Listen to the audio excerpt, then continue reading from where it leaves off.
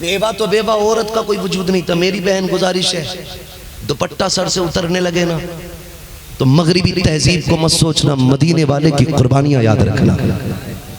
तू तो पैर की जूती समझी जाती थी, तुझे तो जीने का हक भी नहीं देता था ये जमाना।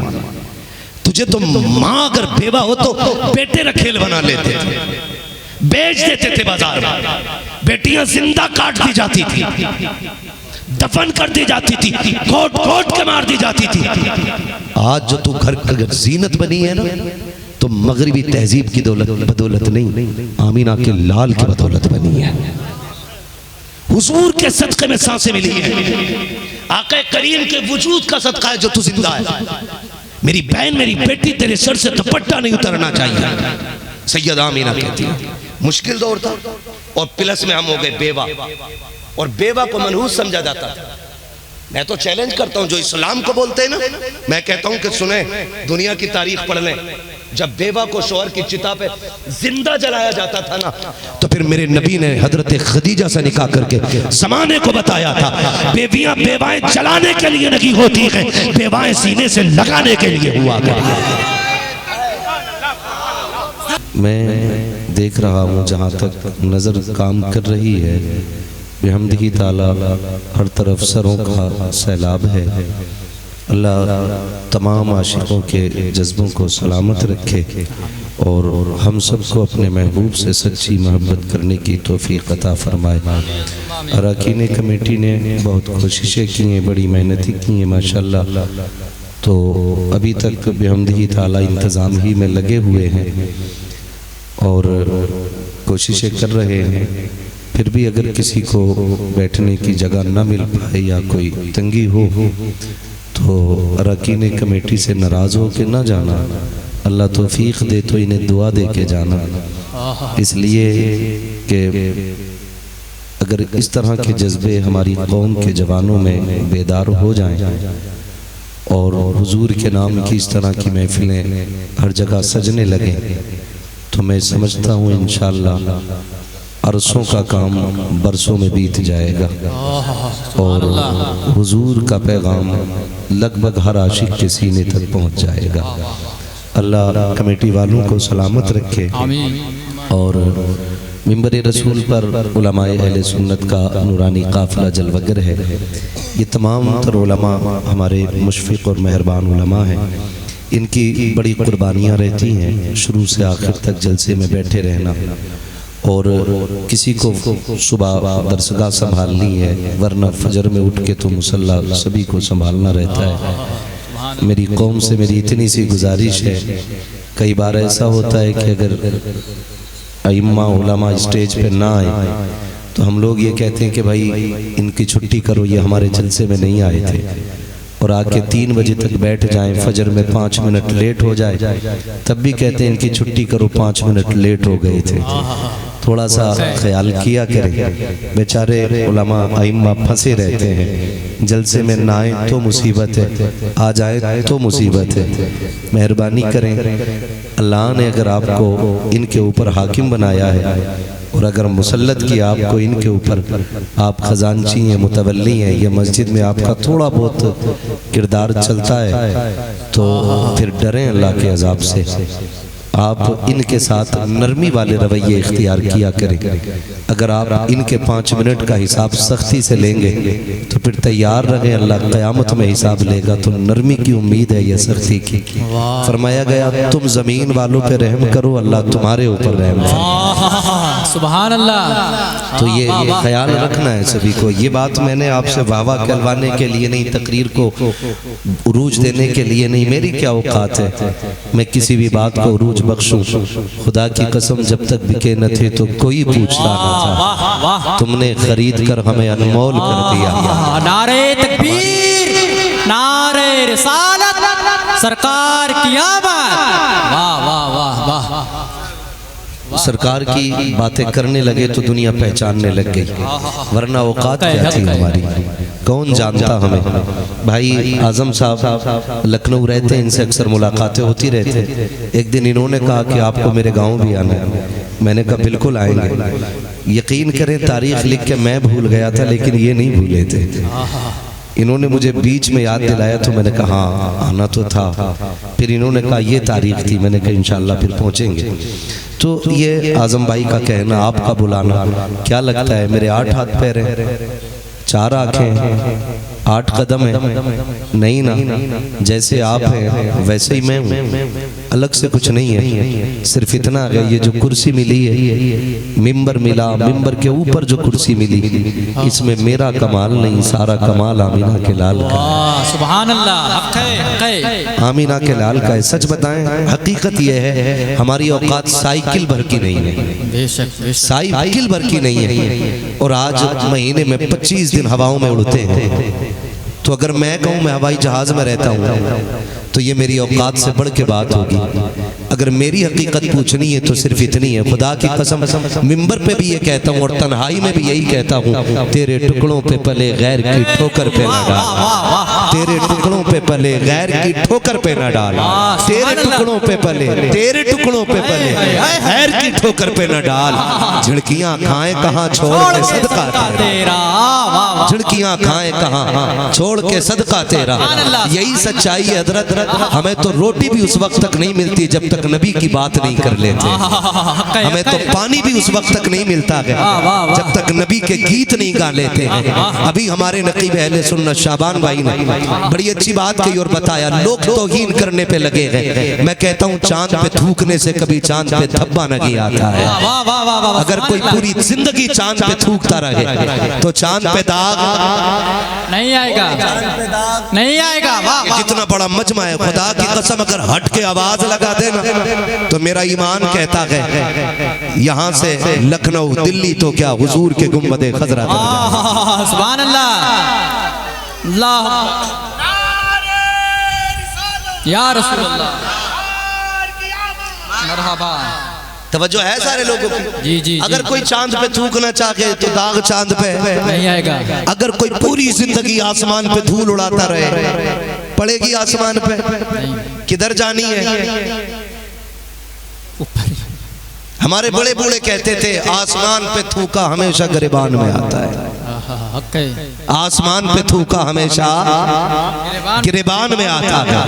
हम इसीलिए कहते हैं शीशे के घर में बैठ के पत्थर हो फेंकते, दीवारें आगनी पे हिमाकत तो देखिए, कागज का ये लिबास बदन से उतार दो, पानी बरस पड़ा तो कहाँ मुंह छुपाओगे, पानी बरस पड़ा तो कहाँ मुंह छुपाओगे।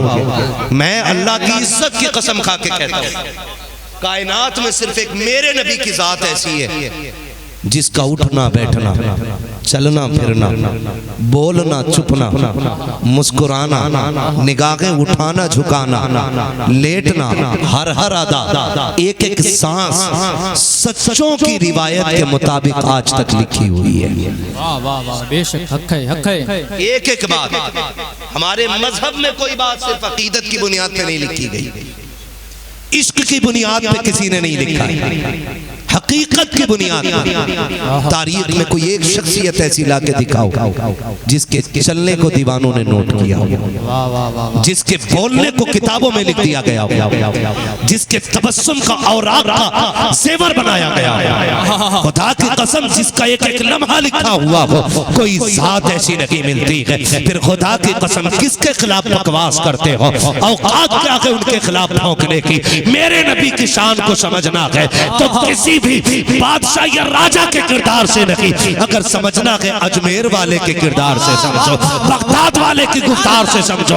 अगर मेरे नबी को समझना है तो चल बरेली, पूछ बरेली वाले से नबी की शान क्या है तो वो बताएंगे। मेरे नबी की अजमत तो ये है कि सरवर कहूँ के मालिक हो, मौला कहूँ तुझे, बाग़े खलील का गुले सेवा कहूँ तुझे, तेरे तो वस्फ है भी तनागी से है बरी, हैरान हूँ मेरे शाह में क्या क्या कहूँ। सरकार की आमद, दिलदार की आमद, अल्लामा मुफ्ती हम्माद रज़ा साहब किबला, नारे तकबीर, नारे रिसालत, जिंदाबाद। लेकिन तकलीफ होती है यार, तकलीफ होती है साकिब, दिल के भगोले जल उठे सीने के दाग से, इस घर को आग लग गई घर के चिराग से। अगर कोई बैठा, मैं भगाने का आदि नहीं, किसी भी मजहब व मिल्लत का हो आके बैठे। अब देख बरेली वालों की महफिल में हुजूर की बातें कैसी, क्या बात है भाई। हम छुपा के बात नहीं करते, हम छाप के बात करते हैं, इसलिए कि हमारी किताबों में चोरी का माल नहीं, बरेली के अहमद रजा के तिजोरी का माल है। वाह वाह वाह वाह, सुभान अल्लाह। इमाम इश्क व मोहब्बत की तिजोरी का माल है। तकलीफ होती है, दिल दुखता है, दिल दुखता है। हक है भाई। चिड़िया दुनिया चांद पे पहुंच गई और अभी ये मीटर लिए घूम रहा है। मिलाद नहीं मनाना चाहिए, शिर्क है जी। एक तरफ बरेली वाला परमिशन के लिए खड़ा है, दूसरी तरफ टोपी लगा के आके कहता है ये शिर्क है। सामने वाला क्या सोचेगा? डॉक्टर इकबाल ने कहा था, न संभलोगे तो मिट जाओगे हिंदू मुसलमानों। वाह वाह वाह, तुम्हारी दास्तां तक भी न होगी दास्तानों में। गलत नहीं बात है भाई, हक है। एक तरफ ये नौजवान मेरे खड़े थाने के आगे, हमें हुजूर का जलसा करना, मेरे नबी आए। दूसरी तरफ खड़े होकर खड़ूस कहता मूछ नहीं है, छोटे भाई का पजामा, नीचा कुर्ता पहन के कहता ओ जी ये तो शिर्क है। गैरत नहीं आती है। वो भाई पूरी दुनिया ने टी शर्टें बनाया, किसी को एतराज नहीं। मदर डे मनाया गया, किसी को एतराज नहीं। फादर डे मनाते हो, किसी को एतराज नहीं। जब मुस्तफा डे मनाया जाता है फिर कलेजे क्यों फटते हैं? मुझे बताओ तो सही, तुमने टीचर डे इसलिए मनाया क्योंकि उस्ताद का एहसान है शागिर्द पर। तुमने मदर डे इसलिए मनाया क्योंकि माँ का एहसान है औलाद पर। तुमने फादर डे इसलिए मनाया क्योंकि बाप का एहसान है बेटे पर। अरे इनके एहसान क्या है? एहसान देखा मीना के लाल के, ताइफ में पत्थर खाए ताकि उम्मत बची रखे, गारों में आंसू बहाए ताकि उम्मत दोज़ख से बचे, रातों रात रोते रखे ताकि हम जन्नत में जा सके। अगर माँ बाप का दिन मनाया जा सकता है तो फिर बता मदीने वाले रसूल पाक का दिन क्यों नहीं मनाया? नारे तकबीर।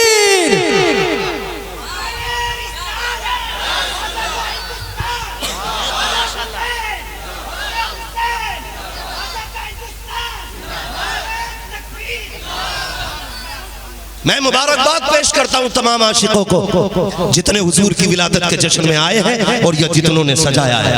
वाह वाह वाह, सुभान अल्लाह, सुभान अल्लाह, हक है। इसलिए कि मुहद्दिस देलवी, मुहद्दिस अल इतलाक, इनको सब मुहद्दिस मानते हैं।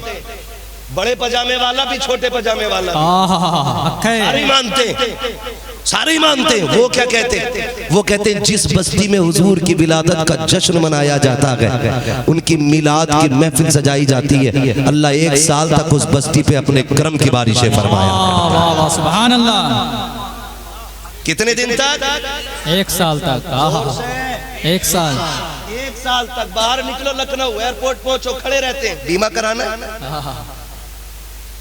क्या मिलेगा? मर जाओगे तो 10 लाख, मर जाओगे तो 10 लाख, 10 लाख और बड़ा मिला 20 दिलवा देंगे, करो बीमा। मैंने कहा जेब में रख अपना बीमा, हमारे लिए मदीने वाले के जिक्र का बीमा काफी है। सुभान अल्लाह।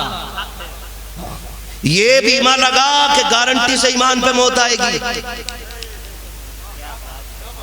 हम 50 लाख देंगे, इतना लिख के दे देकर साल भर में मरे तो मुस्तफा के कहे जाते रहेंगे। लिख के दे दे, कोई लिखने वाला नहीं है। मुहद्दिस देलवी कहते हैं जिस जमीन पे मुस्तफा का मिलाद होता है 1 साल तक अल्लाह उस जमीन पे अपने करम की बारिशें करता है, और 1 साल तक अल्लाह उस जमीन को मुसीबत से बचा देता है। पता ये चल गया जो मिलाद वाले होते हैं उन पे मुसीबतें नहीं आती, उनके सदक़े में अल्लाह जमीन की मुसीबतें टाल दिया करता। सुभान अल्लाह। हाँ, तो अभी झगड़ा चल रहा है, कह रहा मैं मानता ही नहीं जी, झंडे लग जाए तो मुसीबत है। हक है जी जी जी, हक है। लोगों ने झंडे लगाए, जरा हाथ उठा के बता दे जी, ये सलामत रहे। खुदा हमें हुजूर का झंडा उठाए रखने की तौफीक अता फरमाए। मैं सारे लोग अब तालीम से जुड़े लोग हैं, हर जगह स्कूल है, मदरसा है, कॉलेजेस हैं, सारे पढ़े लिखे लोग हैं। सबका ताल्लुक तालीम से है कि नहीं? बोले। अब कोई बंदा ऐसा नहीं है जो लकीर का फकीर हो। अब कोई मौलवी, कोई आलिम, कोई मुफ्ती कोई बात कहता दिमाग जरूर लगाता है।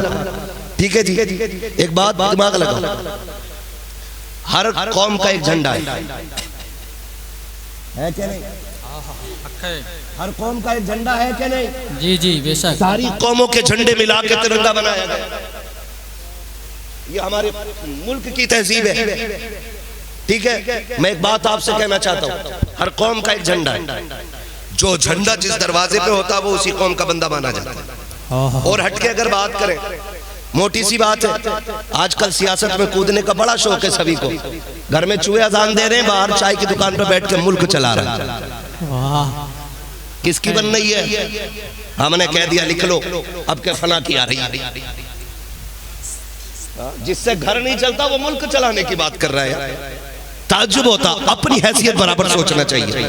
मगर फिर भी सुने, समझाना चाहता हूँ, सियासत में रहते हैं। अच्छा खुद बताइए, इलेक्शन आता है ना तो झंडे लगते लगे कि नहीं? मैं कितने छोटे पजामों की गाड़ी के बोनेट पे तुम्हें पार्टी का झंडा दिखा सकता हूँ। हम लोग रोड पे रहते हैं, हमें पता है। हम सड़क छाप लोग, सड़कों पे ही फिरते हैं हम लोग। दिखा दूंगा मैं कितने छोटे पजामे वाले पार्टी का झंडा लगा के चलते। मुझे एक बात बताइए, कड़वी लग रही होगी ना कुछ लोगों को, लगे तो खाक से। मिजाज अपना मैं आईना को दिखाऊंगा दाग चेहरे के, जिसे खराब लगे सामने से हट जाए।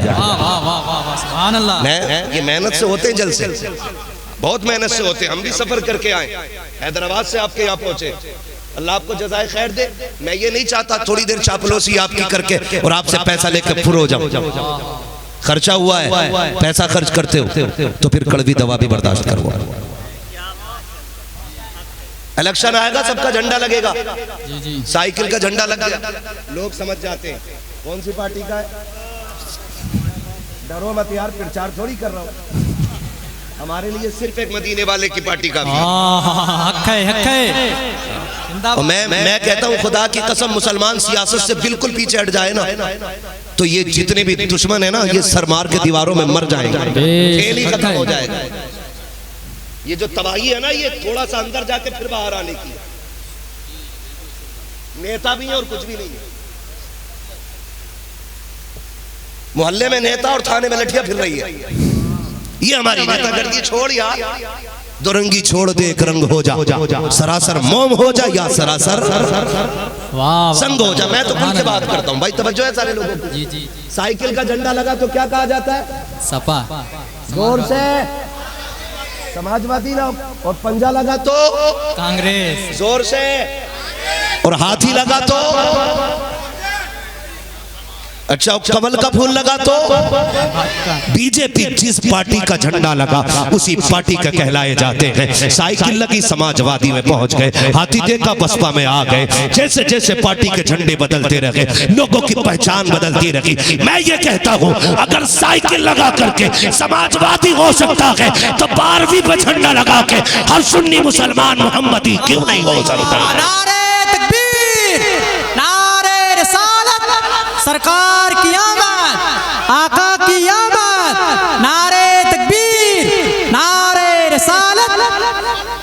मेरी कौम अपने नबी से सच्चा प्यार करने लग जाए ना, खुदा की कसम जुर्रत नहीं है कोई बोल सके, हिम्मत नहीं है किसी में कोई बोल सके। भाई हमें हुजूर से सच्चा इश्क करना। लगे ना झंडे, लगाए, मिलेंगे तुम्हें कहीं ना कहीं और कहेंगे जी दुपट्टे ही बना लेते, इतने दुपट्टे ही बना लेते। हम तो सीधी बात जानते हैं, हम बरेली वाले लोग हैं। अगर तुझे लगता है किसी गरीब पे दुपट्टा नहीं है, लिस्ट बना के दे, इंशाल्लाह दुपट्टे भी बांटे जाएंगे और झंडों में भी कमी नहीं आएगी। सुभान अल्लाह। हाँ, हम झंडे काट के दुपट्टे नहीं बनाते और ना दुपट्टे काट के झंडे बनाते। अल्लाह ने सुन्नियों को जो दिया है ना, वो हमारा नहीं है, मुस्तफा ही का है। हम तो कहते हैं, हमेशा कहते हैं, खाते हैं तेरे दर का, पीते हैं तेरे दर का, पानी है तेरा पानी, दाना है तेरा दाना है तेरा दाना। मेरे नबी की एक एक बात लिखी गई। हम यहाँ अंदाजे से नहीं बोलते कि शायद इतने साल पहले, शायद इतने साल पहले, शायद इतने साल पहले हमें तो वो जात भी याद है जिस जात को सबसे पहले बनाया गया है, और हमें वो जात भी याद है कि जिसको आखिर में भेजा लेकिन सब पहलों का इमाम बना के भेजा गया है। किसकी बात करते हो? मेरे नबी की बात। खुदा की कसम, आओ तुम्हें अपने नबी की हकीकत बताऊं। खुदा की कसम, हकीकत औकात क्या है जो हम बता सके। मेरे नबी ने ऐलान किया था, मेरे नबी ने कहा था अबू बकर मेरी हकीकत को मेरे रब के सिवा कोई नहीं जानता है। ये आका का ऐलान है। आज बंदा लिए घूमता है, हुजूर को ये नहीं पता है, हुजूर को वो नहीं पता है। शर्म आनी चाहिए। मेरे नबी तो ये कहते हैं कुन्तु नबिय्यन व आदमु बैनल माइ वत्तीन, मैं उस वक्त भी नबी था जब आदम के पुतले को तैयार किया जा रहा। वाह वाह सुभान अल्लाह, हक है भाई। शर्म कर यार, शर्म कर।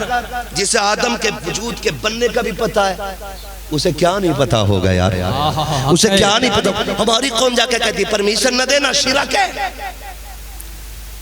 दलाल बैठे रहते हैं, 500 रुपए में बिकने वाले लोग, वो भाई हराम के टुकड़ों से गुजारे नहीं होते। अल्लाह से रिज़्क़ हलाल मांगा करो। जब हलाल रोजी होती है ना तो यहाँ भी हिम्मत होती है और फिर यहाँ भी हिम्मत होती है। सुभान अल्लाह। शर्त है रोजी हलाल होनी चाहिए, रोजी हलाल होनी चाहिए। तो दलाल बैठे रहते कई जलसे, इसलिए मैं यूं नहीं कह रहा हूं कि मेरे जलसे खत्म हुए, कोई फर्क नहीं पड़ता है। मेरे जैसे तो कितने आए और आकर के चले जाएंगे। मेरे महबूब का तज़किरा सुबह क़यामत तक होता रहेगा। हक है, हक है। जिक्र मुस्तफ़ा हमारा मोहताज नहीं, हम जिक्र मुस्तफ़ा के मोहताज। हक है भाई, बेशक हम जिक्र मुस्तफ़ा के मोहताज। हम उनकी बातें करते हैं तो हमें कायनात प्यार करती है। तवज्जो है ना सारे लोगों की? जी जी। मैं क्यों ना सफर का आगाज करूं और जमाने को बताओ हमारा नबी कौन है। तकलीफ होती है ओ भाई, मौलवियों का किसी वहाबी ने कुछ छीना नहीं। तुम इन्हें 6000 देते हो, ये 6 में ही खुश रहते हैं, लेकिन कभी ब्याज का पैसा नहीं लेते, कभी रिश्वत नहीं लेते, कभी सूद नहीं खाते, कभी हराम नहीं खाते। ये 6 में राजी देते। क्यों? रज़्ज़ाक़ अल्लाह है। और फिर भी उसकी बरकतें देखें, 6000 में भी कपड़े सबसे ज्यादा सफेद पहनते। रहते कि नहीं रहते 6000 में सफेद कपड़े? वरना कई जगह ऐसा भी मसला हो जाता। नौजवानों भाई बदलो, अब सोच बदलो। जो बुजुर्ग चले गए हैं उन्हें जाने दो, उनकी रविश पर ना चलो। इमाम साहब ने मोटरसाइकिल खरीद ली और बेचारे की अगले दिन छुट्टी करा दी। पता नहीं कहाँ से लाओ पैसा, ही हिसाब दो भाई। पाई पाई करके वो जोड़ रहा था, उसकी मोटरसाइकिल देख के छुट्टी करा दी उसकी। ना किया करें, ना किया करें। अभी कुछ नौजवानों, अल्लाह उन्हें सलामत रख के वो जहाँ के भी हो, पिछले रमजान शरीफ में ना नौजवानों ने खुल के काम किया। कुरान मुकम्मल हुआ रमजान में, किसी ने बाइक की चाबी दी, किसी ने कार की चाबी दी। क्या चला गया अगर उन्होंने कुछ दे दिया तो। लेकिन खुदा की कसम, जब जब इमाम या उसके बच्चे गाड़ी पे बैठेंगे ना, तेरे लिए दुआ ही निकलेगी। और मुसाफिर की दुआ अल्लाह कभी टाला नहीं करता है। तो ये थोड़ी सी आदतें बदले आदतें। ये नहीं कि हमें इमाम फटे कपड़ों में देखना अपना। हमें बड़ी तसल्ली होती है जब हमें इमाम दीवाना लगता है ना। ये नहीं करना ना। इंशाअल्लाह नहीं करेंगे ना, इंशाअल्लाह इज्जत करेंगे उलमा की। बड़ी कम बोल रहे हैं। मसला क्या पार्टी बंदी है? नहीं ना, अपने उलमा के साथ हो जाओ। अभी वक्त है, अभी वक्त। मैं कह दूं अगर बुरा न लगे तो, हमने जिन नेताओं को वोट दिए थे एक भी मेरे नबी के हक में आगे नहीं आया। हक है, हक है। बताओ किसके बयान आए? 6000 पाने वाला मौत के मुंह में कूद गया,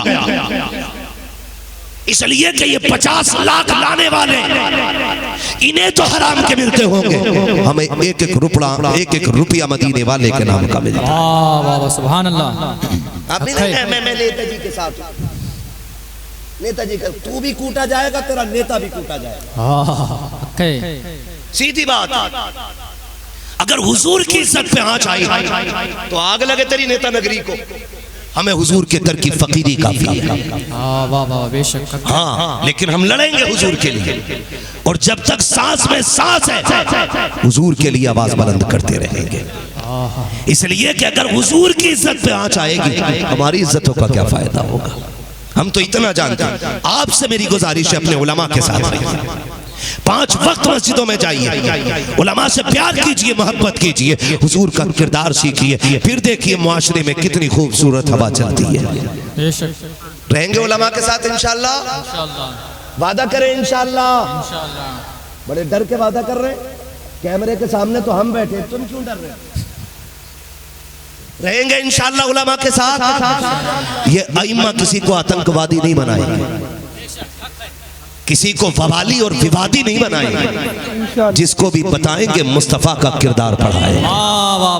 और हुजूर का किरदार आतंक फैलाने नहीं, आतंक मिटाने आया, आतंक मिटाने आया।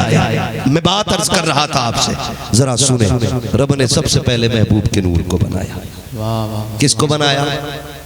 अशरफ अली थानवी, नाम सुना है जी? बहुत बड़े गुरु घंटाल है अशरफ अली थानवी। इनसे एक बच्चा आके कहता, हुजूर का मिलाद बयान कर दे। जनाब कहते मिलाद बयान करने के लिए हुजूर की फजीलत पे कुछ रिवायात याद होनी चाहिए, और फकीर को एक भी रिवायत याद नहीं है। ये उनके आला हजरत कह रहे हैं, और मैं कहता हूँ सलामत रहो जलसा करने वालों, ये जलसे की बरकत है। पूछ हमारी कौम के 10 साल के बच्चे से हुजूर की अजमत क्या है, तो बच्चा भी कहेगा सबसे आला व औला हमारा, सबसे बाला व बाला हमारा नबी, सबसे बाला व बाला हमारा नबी। ये जिक्र की बरकत है। और अब देख बरेली वाले हुजूर की बातें कैसे करते हैं। मैं हुजूर के शजरे से शुरुआत करूँ। अभी आया नहीं था फोन, पहले आ गए थे, भाई शजरा जरूर सुनाना। मैंने कहा शजरा तो तुम करबला के दिनों में सुन लेते हो, आज तो विलादत का दिन है, शजरा जरूर शुरू हो रहा। बोले जरा सुभान अल्लाह। अभी नहीं बोल रहे सारे लोग। मैं आपको बताऊं, देखो सुन लो भाई, जिसने हुजूर के नाम का खाया है और लगता है कि ये जबान हुजूर का सदका है, तो फिर वो हुजूर के नाम पे बोले सुभान अल्लाह, सुभान अल्लाह। मेरा जब हाथ का इशारा हो ना, तो ये समझ लेना मौलवी की सांस घुटने लगे। ये मौलवी सांस लेना चाहता है, तो उस वक्त में आपको सुभान अल्लाह कहते हैं। जब आप सुभान अल्लाह कहेंगे, उसी बीच में मैं सांस ले लूँगा। बात भाई साफ अच्छी रहती है ना, खाली सवाब की बात बता के डंडी मार जाना ही सही नहीं लगता। आप सुभान अल्लाह कहेंगे, मैं बीच में सांस ले लूंगा। बोले जरा सुभान अल्लाह। ऐसे ना बोले कि मुझे दिल करे कि मैं यहीं सो जाऊं। सही बताएं, हजारों किलोमीटर का सफर तय करके यहाँ तक पहुंचा, और मेरी थकन जो है ना तो बोनविटा से उतरती है, ना रिवाइटल से उतरेगी। आप जितनी जोर से सुभान अल्लाह कहेंगे, उतनी जल्दी मेरी थकन उतरने लगेगी। सुभान अल्लाह, सुभान अल्लाह। आप इतनी जोर से सुभान अल्लाह कह दो ताकि 2-4 जलसे आपकी सुभान अल्लाह के सदक़े में चलने लगे। सुभान अल्लाह, सुभान। माशाअल्लाह, पीछे वाले लोग तो सोच रहे हैं आगे वाले काम चला रहे। जी जी जी, है ना। कमेटी वाले भी हैं यहाँ पे? जी बैठे हैं। सुभान अल्लाह। सारे बैठे कमेटी वाले, 2-4 तो इधर उधर हो जाते हैं। नहीं है, सारे बैठे, जरा बोल दे सुभान अल्लाह, सुभान अल्लाह, सुभान। देखो ये मैं नमाज की नियत नहीं बांध रहा हूँ कि पूरी करके ही रुकूंगा। जहां आपकी सुभान अल्लाह ठंडी हुई, वहीं से रूट बदल लूंगा। आप साथ देंगे तो इंशाअल्लाह मैं शजरा पूरा करके रुकूंगा। ठीक है, अब जरा बोल के दिखाएं, कितनी जोर से बोलेंगे सुभान अल्लाह। आदम के बेटे शीश, सुभान अल्लाह। हुजूर का मिलाद शुरू कर रहा हूँ पढ़ना, है ना, फिर बरेलवियों में बोल रहा हूँ। ठीक है जी, अल्लाह का शुक्र है हम बरेलवी हैं। मुझसे एक अहले हदीस बोला, हमारे यहाँ तकरीर कर दोगे? मैंने कहा हाँ कर दूंगा। बोले नजराना मैंने एक पैसा नहीं चाहिए, खाली मेरी बातें मान लेना। सुभान अल्लाह, मान लेना। तो मैंने कहा मान लेना, तो क्या तुम बरेली की बातें बताओ? तो मैंने कहा जब पढ़े ही वहां है तो बातें वहीं की होनी है। ठीक है जी, तो हम तो जब गैरों में घुस के बात कह देते हैं, तो फिर यहाँ तो अपने बैठे। ठीक है जी, बोले जरा। अल्लाह आपको सलामत रखे। आप जो हमारे दाएं बाएं बैठे ना, तो आप बाहर नहीं है महफिल से। मौलवी को दिखे न दिखे, आमीना के लाल को सबका चेहरा नजर आ रहा है। आदम के बेटे शीश, आदम के बेटे शीश, शीश के बेटे यानस, यानस के बेटे कैनान, कैनान के बेटे मैलाइल, मैलाइल के बेटे ब्यारत, ब्यारत के बेटे इदरीस, इदरीस के बेटे मुतवशिक, मुतवशिक के बेटे लमकने के नाम, लमकने के नाम के बेटे नूह, नूह के बेटे शाम, शाम के बेटे जुलाद, जुलाद के बेटे शालिम, शालिम के बेटे आबिर, आबिर के बेटे दाता, दाता के बेटे रावा, रावा के बेटे सारू, सारू के बेटे नाखुर, नाखुर के बेटे तारिक, तारिक के बेटे इब्राहिम खलीलुल्लाह, इब्राहिम खलीलुल्लाह के बेटे इस्माइल ज़बीहुल्लाह, इस्माइल ज़बीहुल्लाह के बेटे कैदार, केदार के बेटे अवाम, अवाम के बेटे हमल, हमल के बेटे साबित, साबित के बेटे सलमान, सलमान के बेटे रईसा, रईसा के बेटे इलियासा, इलियासा के बेटे औद, औद के बेटे हव्वा, हव्वा के बेटे अदनान, अदनान के बेटे मोहित, मोहित के बेटे नदार, नदार के बेटे मुदिर, मुदिर के बेटे इलियास, इलियास के बेटे मुदरिका, मुदरिका के बेटे खदीमा, खदीमा के बेटे किनाना, किनाना के बेटे नदर के बेटे मालिक, मालिक के बेटे फहर, फहर के बेटे गालिब, गालिब के बेटे लुई, लुई के बेटे काब, काब के बेटे मुर्रा, मुर्रा के बेटे किलाब, किलाब के बेटे कुसै, कुसै के बेटे अब्दे मनाफ, अब्दे मनाफ के बेटे हाशिम है, हाशिम के बेटे अब्दुल मुत्तलिब है, अब्दुल मुत्तलिब के बेटे अब्दुल्लाह है, अब्दुल्लाह के बेटे मोहम्मदुर रसूलुल्लाह। नारे तकबीर, नारे रिसालत, सरकार की आमद, आका की आमद, दिलदार की आमद, यासीन की आमद, ताहा की आमद, मुज़म्मिल की आमद, मुद्दस्सिर की आमद, अच्छे की आमद, प्यारे की आमद। नारे तकबीर, नारे रिसालत। अब जरा तवज्जो कीजिएगा प्यारे, मेरे मुस्तफ़ा का नूर हजरत आदम से चलते चलते हजरत अब्दुल्ला की पुश्ते पाक में आया। हजरत अब्दुल्ला का निकाह सैयदा आमिना से हो जा रहा है। अभी 3 महीने का अरसा गुजरा है। सैयदा आमिना रज़ी अल्लाह ताला अन्हा अपने सरताज के साथ बैठी हुई है। हजरत अब्दुल्ला कहते हैं आमिना का जी मेरे सरताज का परदेश जा रहा हो, किस लिए? माले तिजारत के लिए। मेरे सरताज अभी 3 महीने का अरसा गुजरा है, अभी जी भर के मैंने देखा तक नहीं है। ए मेरे सरताज जाने की बात कर रहे हो का मेरी शरीक हयात, अब तक हम 1 थे फिर 2 हुए, अब 3 होने वाले हैं। मेरी शरीक हयात हमारा शहजादा आएगा, जो भी हमारा बच्चा होगा, हर बाप की ख्वाहिश ये होती है कि मेरा बेटा जिस चीज पे हाथ रख दे मैं उसकी खुशी के लिए उठा के झोली में डाल दूं। हर बाप की ख्वाहिश होती है। कहते आमिना परदेश जा रहा हूँ माले तिजारत के लिए, अल्लाह उसमें मुनाफा अता फरमाएगा। यहीं रुक के नौजवानों से एक बात कहना चाहूंगा, तुम्हें खुदा का वास्ता अगर तंगदस्ती नजर आया करे, सूद ब्याज की तरफ नहीं जाना है, हराम के लुकमों की तरफ नहीं जाना है। ये नबी का खानदान बता रहा है। तिजारत के लिए निकलो, सच्ची नियत लेके निकलो, मेहनत करना तेरा काम है, रिस्क में बरकत देना ये परवरदिगार आलम का काम है। सुभान अल्लाह, सुभान अल्लाह। ये परवरदिगार आलम का काम है। अक्सर बुरा ना मानिएगा, जरा सा हुआ कह रहे मौलाना, मौलाना मैंने क्या बात है का नेट पे एक सिस्टम चल रहा, 10 डालो 100 मिलते। मैंने कतई हराम पे बैठा है, 10 तो 100 मिलते। 1 महीने बाद पता चला कंपनी भाग गई, इतनी लंबी जीव निकाल के भागा फिर रहा। तावीज है कुछ पलटा हो जाए, हाँ फिर भागा फिर रहा है, ये ले गया वो ले गया। मैं कहता हूँ गैरत आनी चाहिए। मेरी कौम के नौजवानों सुनो तो सही, आज मामला क्या है, जरा सी तंगदस्ती आ जाती है, फाके हो जाते हैं, हमसे बर्दाश्त नहीं होता है। हम ये कहते मुसलमान होते हुए फाके कर रहे हैं, अल्लाह हम पे करम क्यों नहीं कर रहा है? और यार फाके सताने के लिए नहीं, फाके आसमानों के लिए होते हैं, बंदे को रब के करीब करने के लिए होते हैं। तंगदस्ती बंदे को खुदा के करीब कर दिया करती है। तुम ये क्यों नहीं समझते हो मुसीबत आई है तो रब की तरफ से बुलावे का सिग्नल आ गया है, ये क्यों नहीं सोचा करते हो? अगर फाके हो रहे हैं परवरदिगार आलम बुलाना चाहता है करीब, तुम क्या करते हो? अगर हमारी कौम को जरा सा भी लालच दे दिया जाता है तो कभी हराम की फिक्र नहीं करते हैं, सूद ब्याज की परवाह नहीं करते हैं।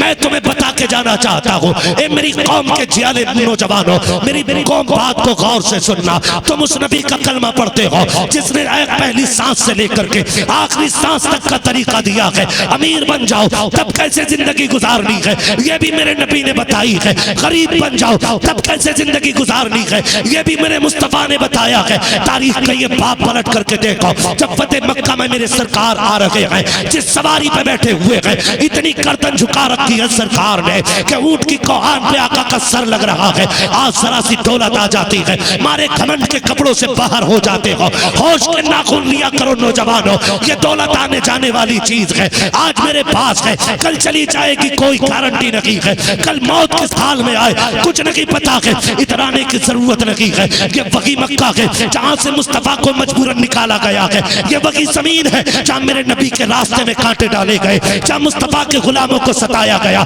मुस्तफा रातों रात सफर करके निकले हैं, 80 दुश्मनों के बीच से, 40 काफिरों के बीच से निकल के आका जा रहे हैं। गौर करना प्यारे, इतने सख्त दुश्मन थे कि जान के प्यासे हैं, उनसे निकल के जा रहे हैं। लेकिन जब फतह मक्का हो रहा है, वही जमीन है, वही दुश्मन है, वही आका करीम की जात है। आज 10,000 से ज्यादा, तकरीबन 14,000 तलवारें मेरे नबी के साथ चल रही हैं। आज दुश्मन कांप रहा है। लोग कह दिया करते हैं कि मुसलमान काबिज होंगे तो मिटा देंगे सबको। हम कहते हैं हमारी तारीख रखी है, जहां जहां हमने कब्जा किया है बर्बाद नहीं किया है, खुदा की कसम आबाद किया है। सबसे पहले तारीख मक्के की उठा के देखो तो सही। आज 14,000 तलवारें मेरे नबी के साथ आ रही हैं। आका हाकिम भी है, कादिर भी है, आज काबिल भी है, जिसके चाके टुकड़े कर दे। बड़े बड़े कांप रखे थे, सरदारों के माथे पे पसीना था, सब ये सोच रखे थे आज मार दिए जाएंगे। लेकिन जब मेरे नबी की जबान खुली है, फरमान जारी होता है। आका कहते हैं बताओ तो सही, तुमने मेरे गुलामों के पैरों में रस्सियां बांधी, चटाई में लपेट करके धुनी लगाई गई, उनके जिस्मों पे कोड़े मारे गए, मेरे बिलाल का जिस्म जलाया गया। बताओ तो सही आज क्या उम्मीद करते हो? तो उन्होंने कहा था आप करीम इब्ने करीम है। उम्मीद ये है कि करीम कभी करम के सिवा कुछ नहीं करता, लेकिन सब कांप रहे थे। आका कहते जाओ, आज मोहम्मद ने तुम सबको आजाद कर डाला है। सुभान अल्लाह, सुभान अल्लाह, सुभान अल्लाह, जिंदाबाद। आज मोहम्मद नारे तकबीर, अल्लाहु अकबर, जिंदाबाद जिंदाबाद जिंदाबाद या रसूलुल्लाह सल्लल्लाहु अलैहि वसल्लम। बहुत सारे लोगों या को रसूल आप अमीर हो जाओ तो मेरे नबी ने वो भी दिखाया, वो भी दिखाया और ऐलान किया, ऐलान किया। आका करीम ने नाम ले लेके कहा जो फलां के घर में चला जाए उसको भी अमान है, जो फलां के घर में चला जाए उसको भी अमान है। जानते हो, सुने जरा, आज ना कहते हैं वक्त आने दे कभी हमारा भी दौर आएगा, बोलते हैं ना। हाँ, आज बच्चे छोटे मेरे थोड़ा लड़के जवान होने थे, दौड़ा दौड़ा के ना मारा तो नाम नहीं मेरा, ये अक्सर हम बोलते हैं। हमारा भी वक्त आएगा, देख लेंगे इसे। सब्र भी कर रहा तो ये कह के कर रहा, कल बच्चे जवान होंगे तो पटक लेंगे। और फिर कह रहे हम तो अल्लाह के फैसलों पर राजी हैं। तू राजी कब है भाई? तू तो कह रहा जब आगा टाइम देखा जाएगा। नहीं, जब टाइम आएगा ना तो जो तूने किया है हम तुझसे बेहतर करके दिखाएंगे। कभी दुश्मन को मार के नहीं जीता जा सकता, दुश्मन को बचा के जीता जाता है। आप ये तारीख पढ़े ना अपने इस्लाम की, पढ़े। आज कहते देख लूंगा, कल टाइम आ गया, और जब टाइम आ जाता ना बच्चे जवान हो जाते तो गाली भी बकता और कहता वो बच्चे छोटे थे, अब घेर घेर के मारो। ये इंसानियत है। मेरे नबी बैठे, जिसे माफी चाहिए कहते सहाबा जो अमान मांग लेते दो, जो माफी चाहे माफ कर दो। जानते हो सारे माफी के चक्कर में एक बंदा ना सर पे चादर डाल के हुजूर की बारगाह में आके बैठ गया। उसने कहा महबूब क्या मैं भी माफ हो जाऊंगा? अल्लाह, मुझे भी बख्श दिया जाएगा, मुझे भी बख्श दिया जाएगा। मेरे नबी ने कहा चेहरा तो दिखा। उसने कहा चेहरा बाद में दिखाऊंगा, पहले वादा करो क्या मेरा खून माफ होगा कि नहीं। महबूब कहते हैं जा हमने तुझे माफ किया। इतना कहा और जब उसने अपने चेहरे से चादर हटाई ना, हुजूर की नबुव्वत वाली आंखों से आंसू टप टप गिरने लगे।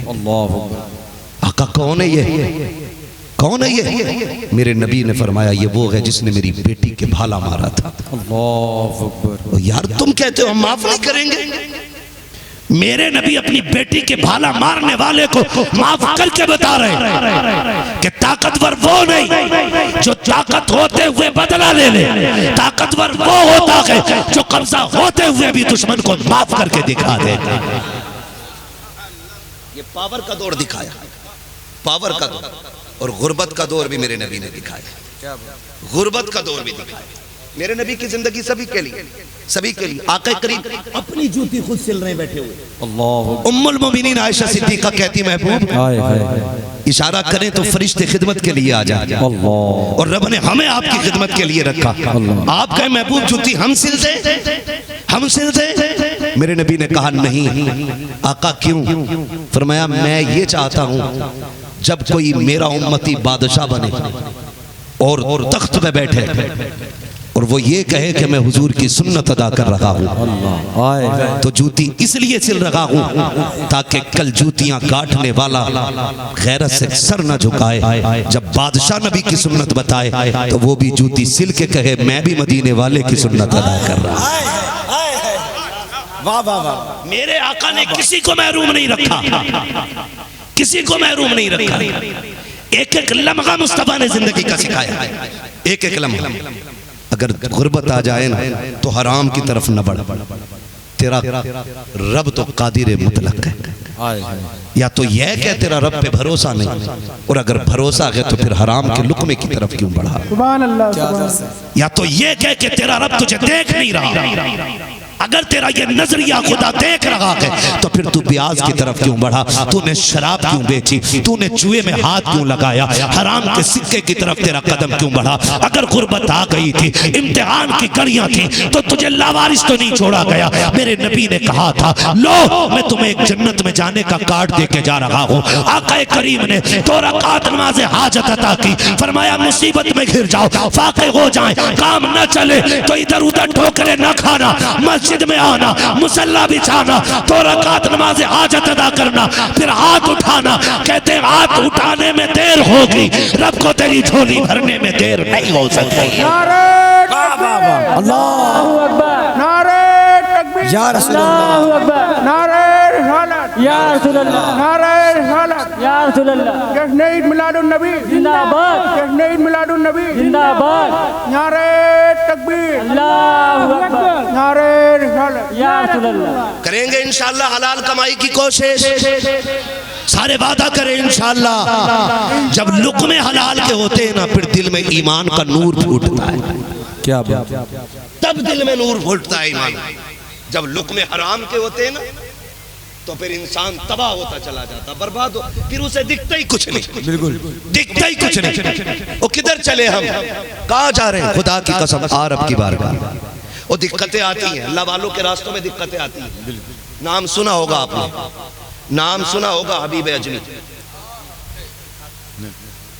हबीब अजमी इतने बड़े ब्याज के बिजनेसमैन थे, सौदागर थे, इतने बड़े थे कि एक वक्त का खाना भी बिना ब्याज के पैसे के बनता ही नहीं था। समझ के बात, तवज्जो है ना, थके तो नहीं ना अभी, अभी मेरे पास 15 मिनट का टाइम। सुन ले जरा, अल्लाह करे ये बात दिलों में उतर जाए। एक वक्त का खाना भी बिना ब्याज के पैसे के नहीं बनाते थे, बनता ही नहीं। एक दिन ना आप गए किसी से अपना पैसा वसूल करें, बेवा औरत थी, बहुत गौर से सुनो, अगर गुनाह हो गए तो रब ने तौबा का दरवाजा बंद नहीं किया। कहाँ गए, ब्याज का पैसा लेने के लिए। जब ब्याज का पैसा लेने गए ना तो औरत बेवा थी, उसने कहा हबीब आज कुछ नहीं है, कुछ दिन की मोहलत दे। कहने लगे कई बार आ गए, आज खाली नहीं जाऊंगा, कुछ है कि नहीं। वो लोग सच्चे थे, उनके मकान कच्चे होते थे लेकिन ईमान के पक्के होते थे। आज जितना पक्का मकान हो रहा है ना, उतना ही कच्चा हमारा ईमान हो रहा है ना। उन्होंने कहा ना बताना कुछ है घर में। उसने कहा हबीब कई दिन से बच्चे रो रहे थे गोश्त के लिए, बड़ी मेहनत से मुझे गोश्त का एक टुकड़ा मिला है, बस वही है। कहने लगे वही ला के दे। औरत रोई, हबीब बच्चों पे तरस खा, मेरे बच्चों ने बहुत दिन के बाद गोश्त की सूरत देखी है, खाने देना। गए जबरदस्ती छीना, वो घर लेके आए। बीवी ने कहा हबीब कहाँ से लाए, कहा कि फला औरत के यहाँ गया था, कुछ नहीं मिला, गोश्त का टुकड़ा ही ले आया। बीवी ने रो के कहा हबीब डर अल्लाह से, मुझे डर लगता कहीं रब का अजाब ना आ जाए, कम से कम बेवा पे तो तरस किया होता, उसके बच्चों की हाय ना लग जाए। हबीब अजमी की बीवी कह रही है उसके बच्चों की हाय ना लग जाए। कहा चुप कर, ये मेरा काम है, तेरा नहीं। तू खाना बना, मैं नहाने जा रहा हूँ। आप नहाने के लिए गए, बीवी ने खाना बनने रखा। हबीब अजमी नहा के वापस आए, बीवी से कहा खाना बन गया, कहा अभी देखती हूँ। जब हांडी का ढक्कन खोला ना तब उसमें गोश्त नहीं था, एक एक रेजा रेजा गोश्त का खून बन चुका था। अल्लाह, एक एक रेशा गोश्त का खून बन गया था। तड़प गई औरत। हबीब मैंने कहा था कहीं अल्लाह का अजाब ना आ जाए, देख आज रब का अजाब आ गया है, गोश्त का खून बन गया है, कलेजा धक धक हो गया हबीब का। अब क्या किया जाएगा हबीब, वक्त है तौबा कर ले। अभी गोश्त खून बना है, अभी रगों का खून ठंडा नहीं हुआ है, अभी सांसें चल रही है, तौबा का वक्त है, आ जा। हबीब अजमी ने इरादा कर लिया, तौबा करने की नीयत से जा रहे हैं। खुदा की कसम देखो तो सही, जब गुजर रहे हैं बच्चों ने देखा हबीब अजमी जा रहे हैं, कहते बच्चों पीछे हट जाओ, वो देखो इतना बड़ा पापी आ रहा है, अगर इसके पैर की धूल उड़ के कपड़ों पे लग गई हम सारे जहन्नमी हो जाएंगे। जैसी इतना हबीब ने सुना है चीख निकल जाती है, मेरे मालिक मैं तो तेरा गुनहगार था, कम से कम मखलूक में रुसवा न कर, ए मेरे परवरदिगार इन बच्चों के आगे जलील न कर। रोते जा रहे हैं, वली की बारगाह में गए, सच्चे दिल से तौबा की है, वापस आ रहे हैं। अब वही बच्चे देख के कह रहे हैं हट जाओ, वो देखो हबीब आ रहा है, अब जहन्नमी नहीं है, इसका चेहरा बता रहा है ये जन्नती हो गया है, अब भी रास्ता छोड़ दो।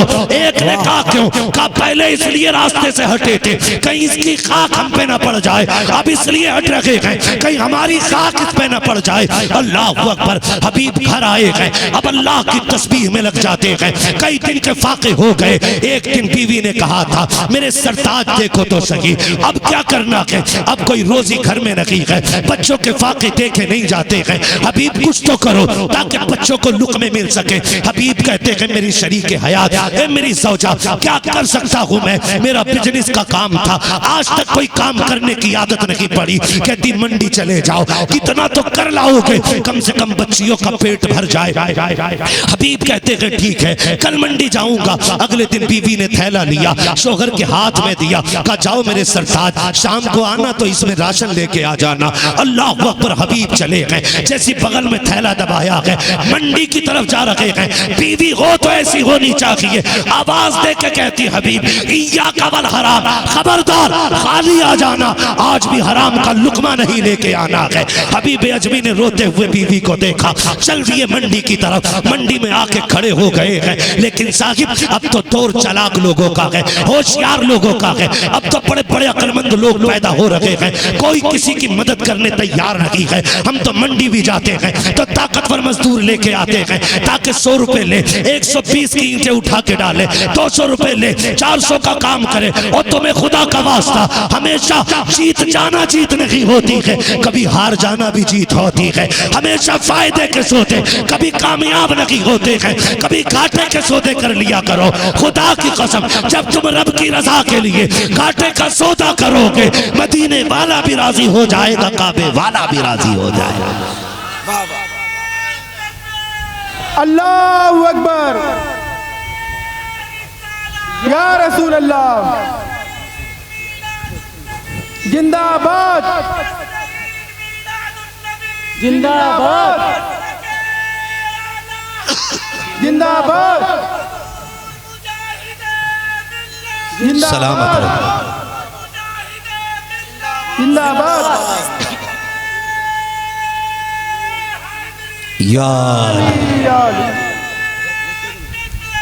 अल्लाहु अकबर, या रसूल अल्लाह। तवज्जो है ना सारे लोगों को। अल्लाह आपको सलामत रखे मेरे भाई। सुने जरा, मंडी भी जाते हैं ना तो हम तो ताकतवर बंदा ढूंढते हैं, देखते भाई कितनी ईंट उठा लेगा, मसाला कितना, गड्ढा कितने खोद लेगा, कमजोर को कोई लाते ही नहीं।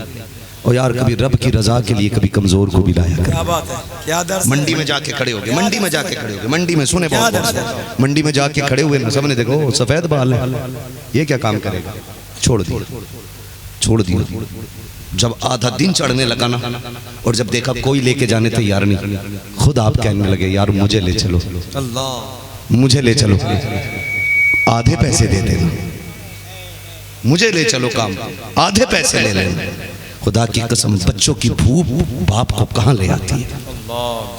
मैं एक बात नौजवानों आपसे कहूँ, बाप हर तूफान से लड़ जाएगा, हर मुसीबत का सामना कर सकता है, लेकिन बाप भूखे बच्चों का चेहरा नहीं देख सकता है, नहीं देख सकता। मैं कभी फिलिस्तीन की तस्वीर देखता हूँ ना, रोना, मैं कहता हूँ हमारे बच्चे की पसंद का खाना ना मिले तो हमारे चेहरे उतर जाते हैं। फिलिस्तीन वालों तुम्हारे ईमान को सलाम, अल्लाह तुम्हारे हौसले और जुर्रत को सलाम। तुम्हारे बच्चे एक एक महीने से फाके हैं और किसी बेगैरत अरब को गैरत नहीं चल रही है। दिल दुखता है। और उनके खलेरे मुसेरे भाई भारत में चीख के कहते अरब वालों को बुरा मत कहो, सऊदिया वालों को बुरा मत कहो। गैरत नहीं आती है जब तुम्हारे सऊदी खालू अय्याशी में डूबे होते हैं, फिलिस्तीन के बच्चे पानी को तरसते हैं, तुम सऊदिया के अंदर शराब फ्री बांट रहे हो, तुम्हें गैरत क्यों नहीं आती है? फिलिस्तीन में मुस्तफा जाने रहमत की सुम्मत की शहजादियां एक वक्त के पानी को तरस रही हैं और तुम अय्याशी के पानी में डूबे हुए हो। किसकी हिमायत की बात करते हो? खुदा की कसम तुम्हारे आगे के खाने कुत्ते तक ना खाएं। वो देख नबी की उम्मत की भूखी शहजादियां रोटी के लिए तड़प रही हैं, तुम किसे अपना कह रहे हो? और यार अगर गैरत होती मुस्तफा वाले होते। आओ मैं कुछ और नहीं कहना चाहता, बस इतना बताना चाहता हूँ इन सऊदी बदमाशों ने शराब के अड्डे खोले, फिलिस्तीन नहीं देखा। अय्याशी के अड्डे खोले, फिलिस्तीन नहीं देखा। सिनेमा हॉल चालू किया, फिलिस्तीन नहीं देखा। इन्होंने शोरूम खोले ऐसे जिसमें औरतें नंगी जाती हैं। सऊदी अरब के बदमाशों ने फिलिस्तीन के गरीब नहीं देखे। दिल दुखता है हमारा। खुदा की कसम आज अगर सऊदी में उमर फारूक आजम होते, किसी में जुर्रत नहीं थी फिलिस्तीन की तरफ नजर उठा के देख लेता।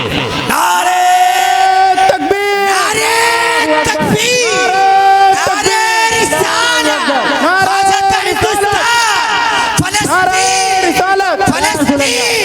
गाज़ा के मुसलमान, गाज़ा के मुसलमान, भारत के मुसलमान, नारे तकबीर, अल्लाहु अकबर, सुभान अल्लाह।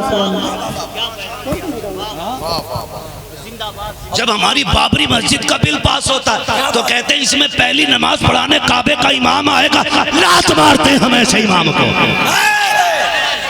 लात मारते। हम भारत के गरीब मस्जिद की छोटी मोहल्ले के इमाम के पीछे नमाज पढ़ लेंगे, लेकिन किसी हराम खोर के पीछे नमाज नहीं पढ़ेंगे। हाँ, दिल के भगोले जल उठे सीने के दाग से, इस घर को आग लग गई घर के चरागे। पैगामे आला हजरत, पैगामे ताजु शरिया, मज़हब इस्लाम, कानून इस्लाम। क्या दिल नहीं तड़पते तुम्हारे? वो फिलिस्तीन की बच्ची ने एक बोर्ड उठाया हुआ था और उसमें लिखा था अगर मैं मरूंगी और अब से अपने रब से मिलूंगी ना तो सबसे पहले खाना मांगूंगी। अल्लाह, पेट भर के खा के सोने वालों, अय्याशियों में दौलत लगाने वालों, गैरत क्यों नहीं आती तुम्हें? गैरत क्यों नहीं आती? और बहस यहाँ करते हो कि अगर वो हक पे ना होते तो वहां उनका तसल्लुत क्यों होता? शर्म नहीं आती है? अगर तसल्लुत से हक साबित होता तो एक दिन 360 बुत रखे हुए थे काबे में, क्या बुत वाले हक पे थे? क्या पैगाम? शर्म नहीं आती है? और यार एक बोतल पानी भेज दिया होता तुमने कम से कम, तो कलेजा ठंडा तो होता कि कम से कम इन मुस्लिम हुक्मरानों को गैरत तो आई। शर्म आनी चाहिए, गैरत आनी चाहिए। मरना है सभी को, सभी को मरना। ओ भाई हम कुछ नहीं कर सकते, हमारे पास कुछ नहीं है करने के लिए। हम इतना कर सकते हैं मुसल्लों पे हाथ उठा के रब से दुआ कर सकते। खुदा की कसम खा के कहता हूँ, मैं एक गुमान के साथ कह रहा हूँ, हिंदुस्तान का एक भी सुन्नी मुसलमान ऐसा नहीं होगा जिसकी जबान से आज तक फिलिस्तीन के लिए दुआ या लफ्ज ना निकला हो। एक भी नहीं हो। घर सजे ना 12वीं पे मुझे फिलिस्तीन याद आ रहा, घर सजे, गलियां सजी। अल्लाह, काश कुछ तो होता, कुछ तो होता यार, कुछ तो होता। वो भाई अल्लाह आपको सलामत रखे। याद रखो भूख बड़ी सख्त चीज है, बड़ी सख्त चीज है। वो किसी घर में फाका था, हालात अल्लाह बेहतर करे। हमारे पास पैसे होते ना, हम इतरा के दिखाते हैं लोगों को, इतरा के दिखाते ना। यार अल्लाह तुम्हें अच्छा खिलाए ना तो कभी पड़ोस में भी झांक के देखो, अगर उसके आंगन से चूल्हा ना धुआं ना उठे ना तो समझ ले इसके घर ताज़ा खाना नहीं बना है, ताज़ा खाना नहीं बना है। जा बैठक पे बैठने के बहाने से जा, अंदाज़ा हो जाता है। चेहरे उतरे लगे ना तो हाथ पकड़ कहना यार आज मेरा जी चाहता है तू मेरे साथ खाना खा ले। उसे ला और अपनी अपने दस्तरखान पे बैठा और बैठाने के बाद फिर हुजूर की सुन्नत अदा कर। खुदा की कसम फिर देख तेरे एक एक लुकमे में अल्लाह तेरे लिए जन्नत के रास्ते कितने आसान फरमा देगा। जिंदाबाद जिंदाबाद। नारे नारे तकबीर, नारे रिसालत, अल्लाहु अकबर, नारे तकबीर, अल्लाहु अकबर, नारे रिसालत, या रसूल अल्लाह, नारे रिसालत, या रसूल अल्लाह। बैठे असद भाई आगे बैठे। ठीक है माशाल्लाह आप देख रहे हैं मद्दाहे खैरुल अनाम, नाशिर मसलक आला हजरत, शायर मसलक आला हजरत हजरत असद इकबाल कलकत्तवी साहिब क़िबला दामाजिल्लाहुल अली की आमद हो चुकी है। माशाल्लाह जो ऑपरेशन मैं घंटों में करता हूँ ना, वो ऑपरेशन असद भाई मिनटों में कर देते हैं, है ना। हमारी घंटों की बातें ये मिनटों में लपेट के ना छुट्टी कर देते हैं। अल्लाह असद भाई की उम्र में बेपनाह बरकतें अता फरमाए और यूं ही मसला के आला हजरत की खिदमत करने की अल्लाह तौफीक अता फरमाए।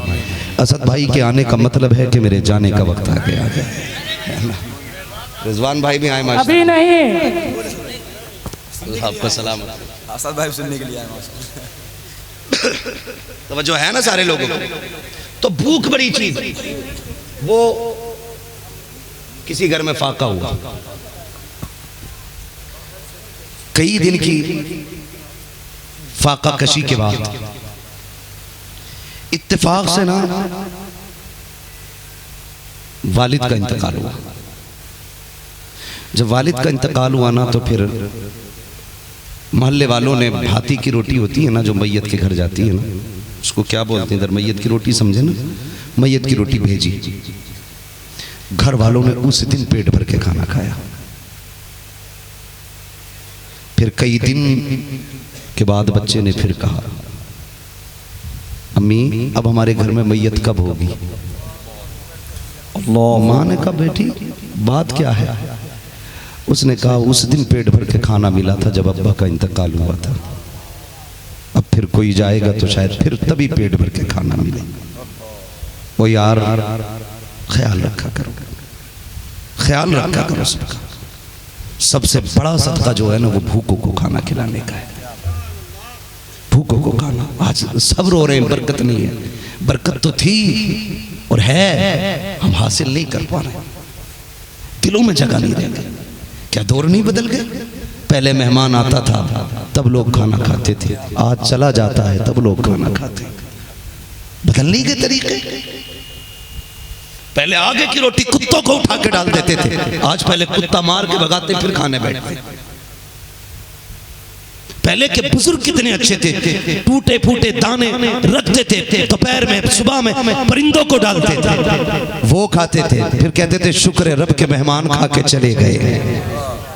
आज है ये हौसले, आज है ये गुंजाइश नहीं ना।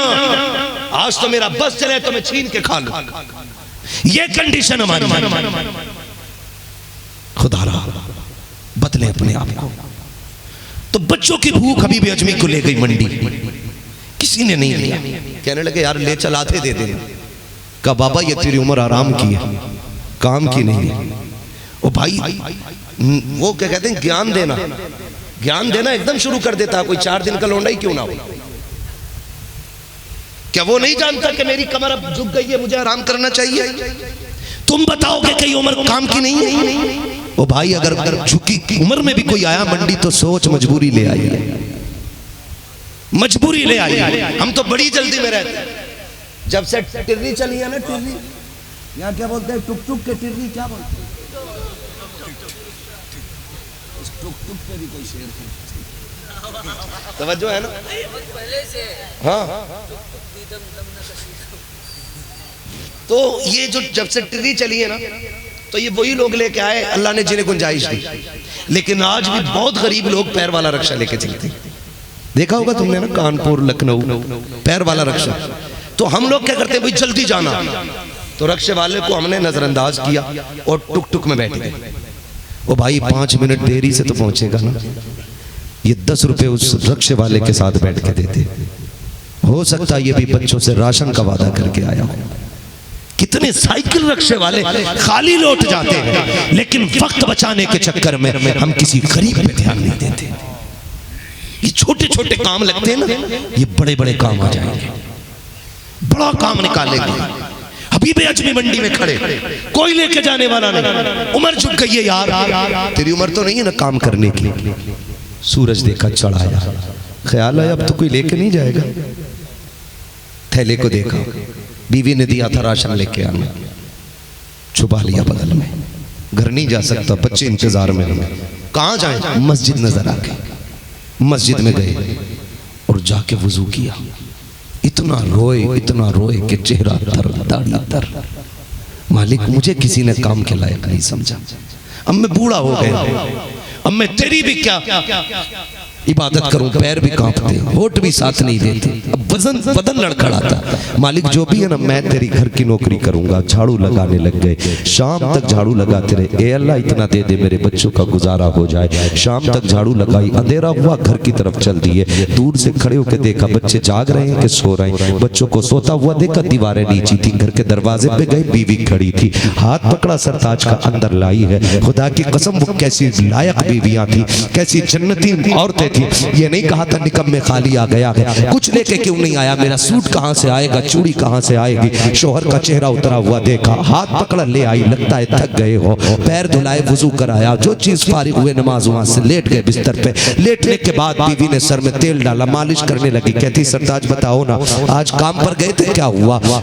बीवी में गया था ना काम पे, कहा कुछ लेके नहीं आए? कहा काम तो किया है लेकिन मिला कुछ नहीं। कहा क्यों नहीं मिला? कहा मैंने, मालिक ने मुझे दिया नहीं, मैंने उससे मांगा नहीं। कहा कि फिर मांग लेते, बता देते ना कि मेरे बच्चे भूखे हैं। कहते मेरा मालिक इतना बड़ा है, उससे एक दिन की नौकरी मांगते हुए गैरत आ रही थी। बीवी ये कहती कोई बात नहीं है, कल जाओगे? कहा हाँ कल फिर जाऊंगा। कहा फिर कल मांग लेना। कहते हिम्मत करूंगा। आए फिर मस्जिद में आकर के झाड़ू लगाई, सफाई की है, सजदे कर रहे हैं, शाम तक फिर इबादत में रहे। शाम को जाने का वक्त हुआ है, फिर उठाया थैला, फिर बगल में दबाया, वापस आ जा रहे हैं। फिर घर के दरवाजे पर फिर बीवी ने इस्तकबाल किया, खाली हाथ आए। कहते शरीक हयात बता तो सही, बच्चे क्या खा के सो गए हैं? कहती मेरे सरताज हमारे घर में अगर से रिस्क नहीं, दाना नहीं था, कोई चावल आटा नहीं था, लेकिन रब की दी हुई नेमत पानी तो मौजूद था। मैंने बच्चों को बिस्मिल्लाह पढ़ के पानी पिलाया, बच्चे पी के सो गए हैं। कहती मेरे सरताज आज क्या हुआ? कहा आज भी मांगने की हिम्मत नहीं हुई,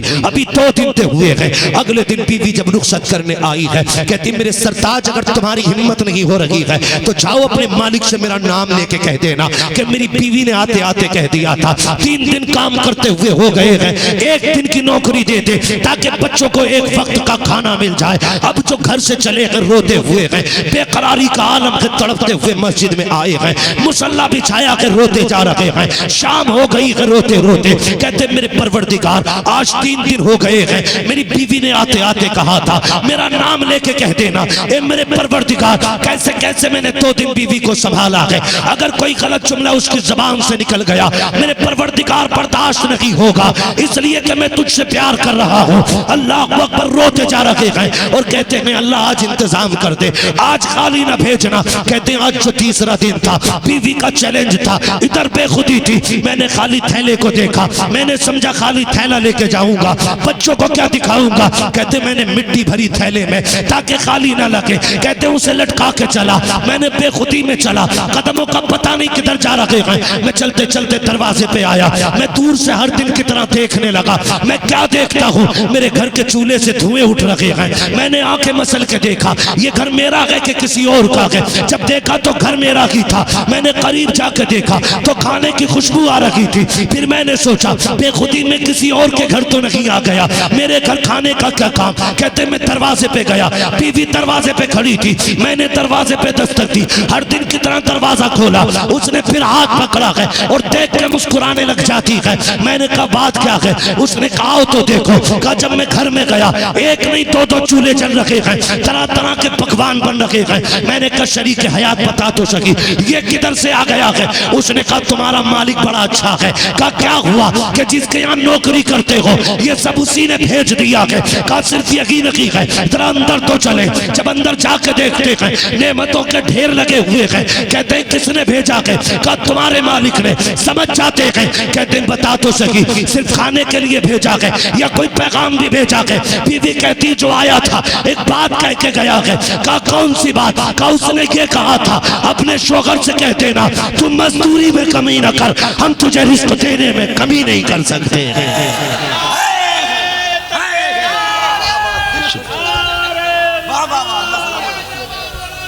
शुक्रिया, जज़ाकल्लाह, जज़ाकल्लाह।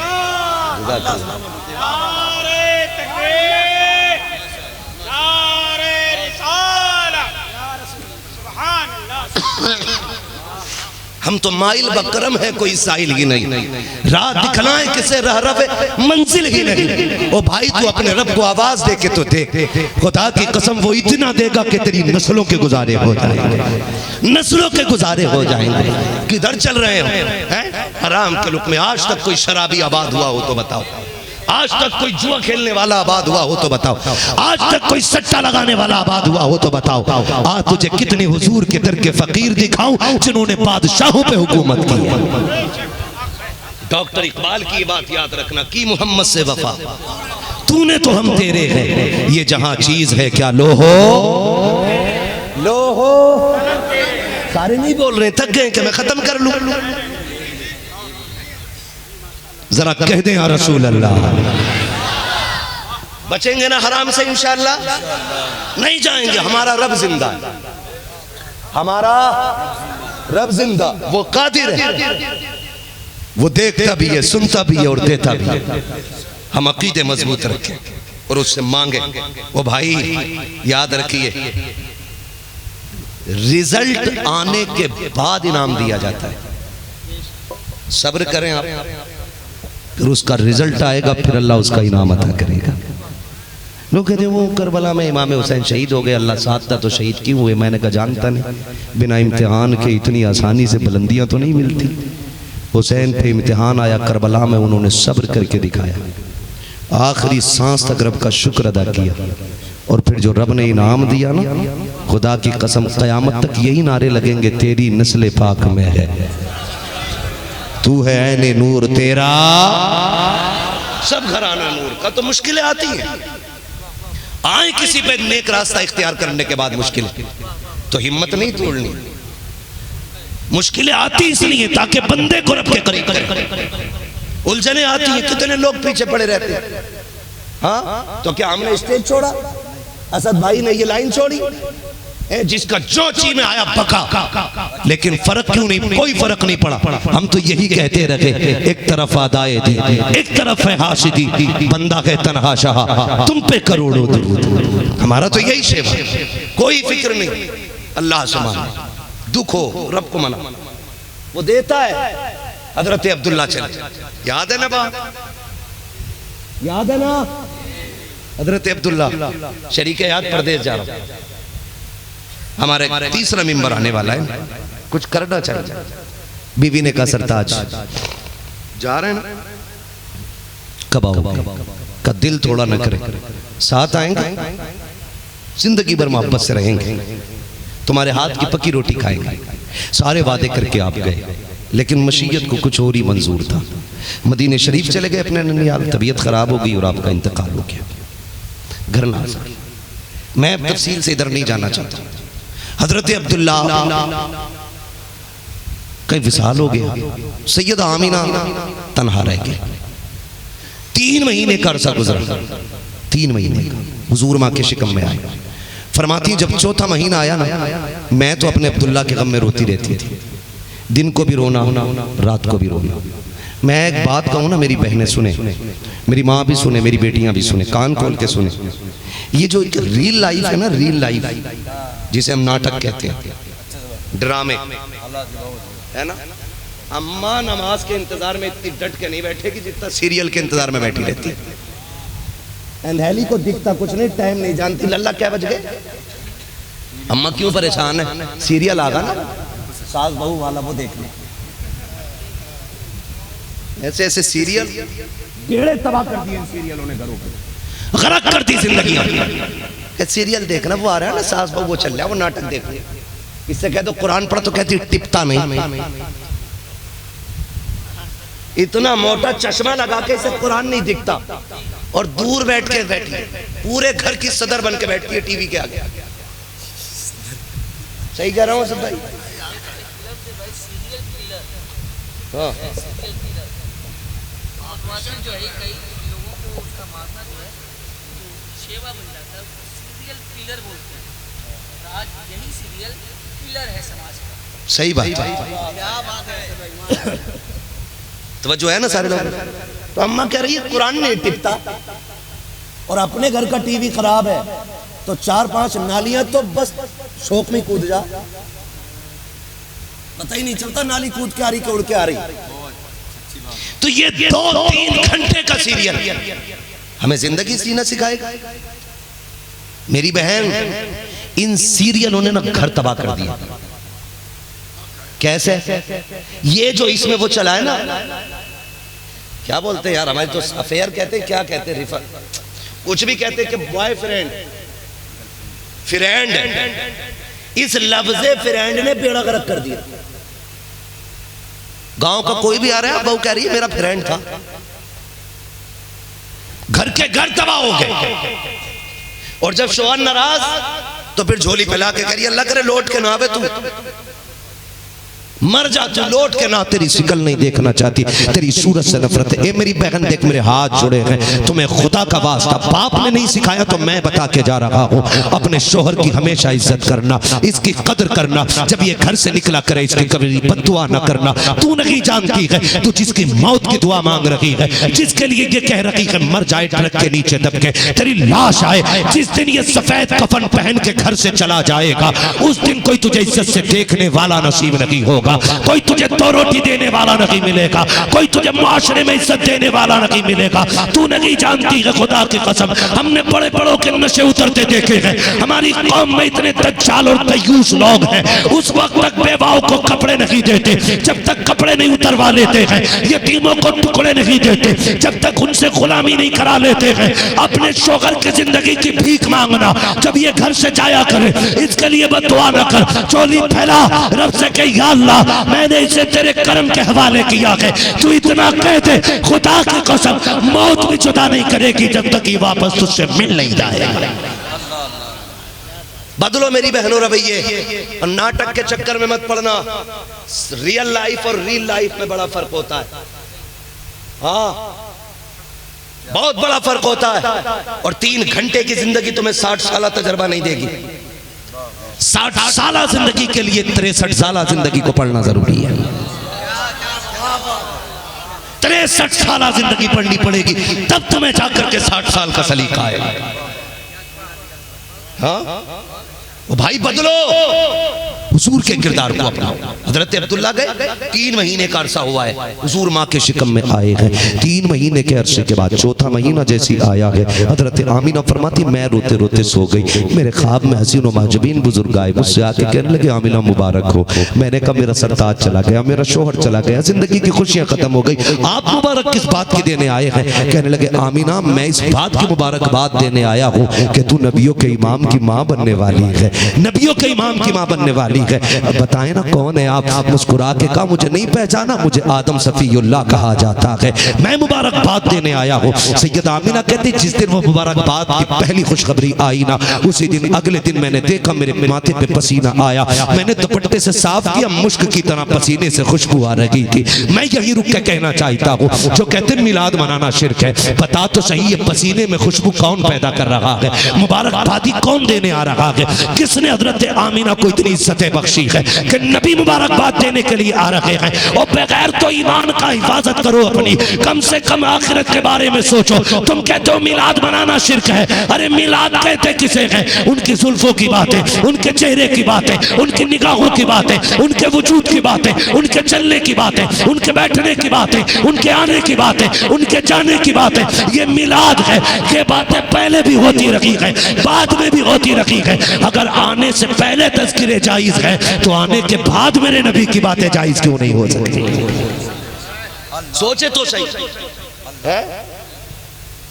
ये फला जगह का इमाम है, इसके पास सबसे बड़ी सनत है शिरक की।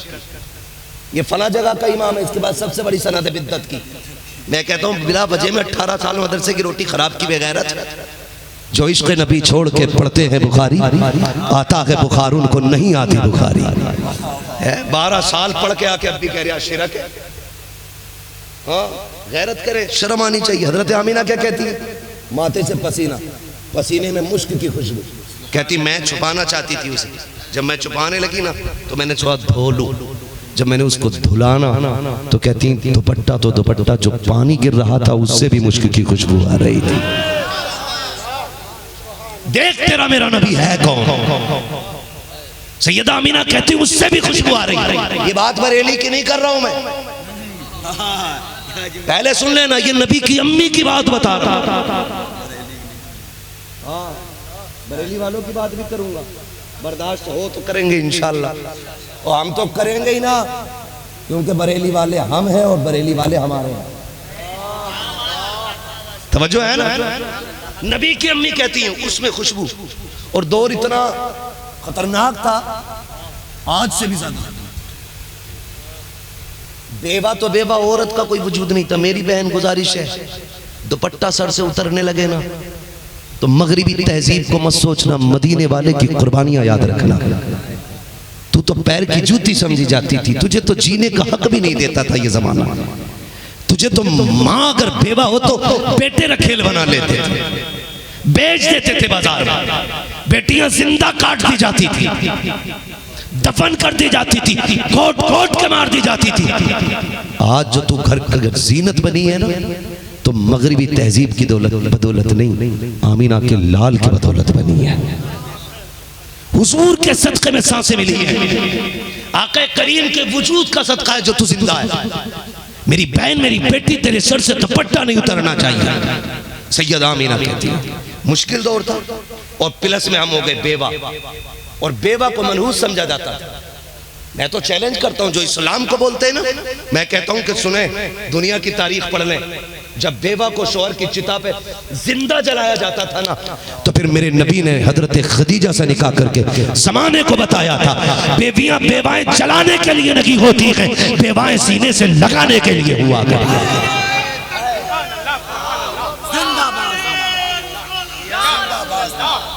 तवज्जो है ना सारे लोगों की? चलूं आगे भी, असद भाई को भी सुनना, वक्त काफी तेजी से बढ़ता जा रहा है, जरा बोले सुभान अल्लाह। तो वो कहती मुश्किल दौर था, और फिर अरब का दस्तूर बड़ा खतरनाक।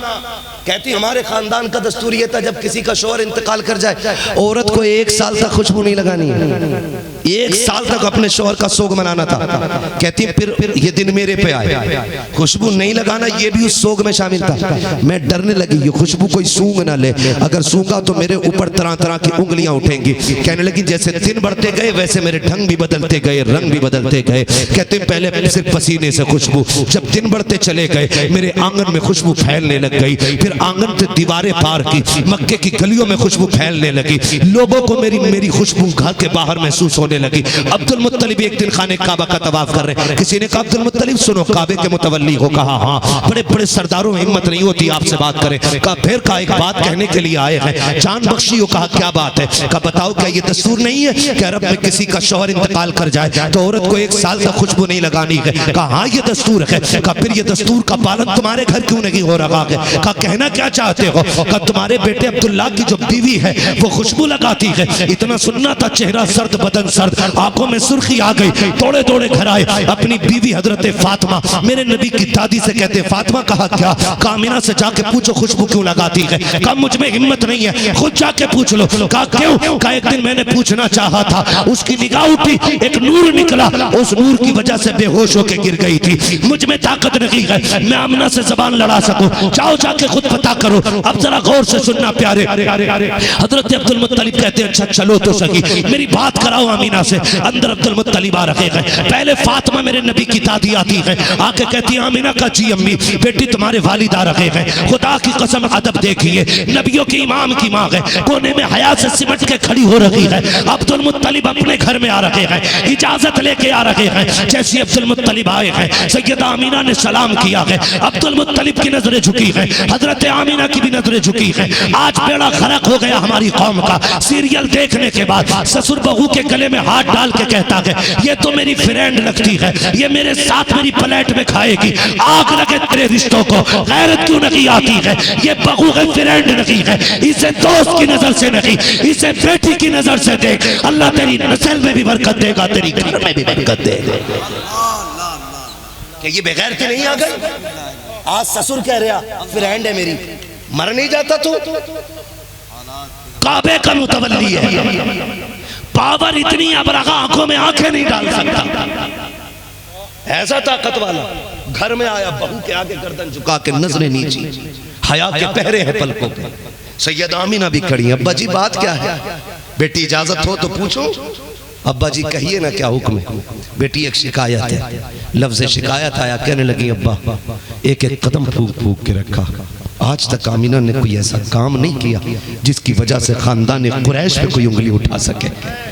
बेटी जरा सोच के बोलो। हाँ अब्बा जी मैंने कोई काम ऐसा नहीं किया। कहा बेटी फिर बता, क्या तुझे मेरे अब्दुल्ला की जुदाई का गम नहीं? इतना सुनना था। चीख निकली मेरे नबी की अम्मी की। कहने लगी अब्बा जब से अब्दुल्ला गए हैं आमीना की जिंदगी में अंधेरा हो गया। क्या बताऊं, रात भी रोना दिन भी रोना है, सुबह भी रोना शाम भी रोना है। जिसका कोई काला गोरा चला जाता है वो तड़पता है, मेरा तो अरब का यूसुफ चला गया है, मेरा तो यूसुफ चला गया है। अब्बा जी जब लाल की याद आती है ना तो फिर अब्दुल्ला की याद में खो जाती हूँ।